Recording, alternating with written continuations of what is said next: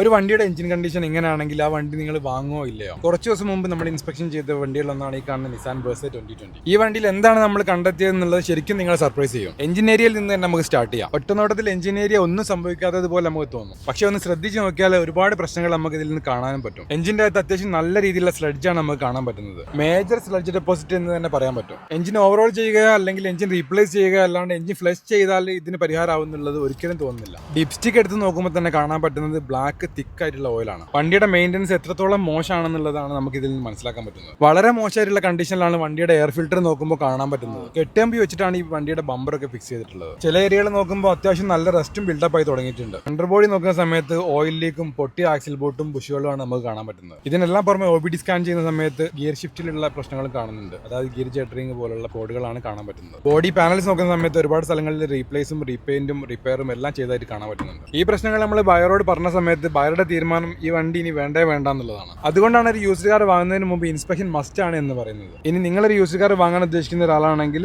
ഇൻസ്പെക്ഷന് വേണ്ടി താഴെ കാണുന്ന നമ്പറിൽ കോൺടാക്ട് ചെയ്താൽ മതി.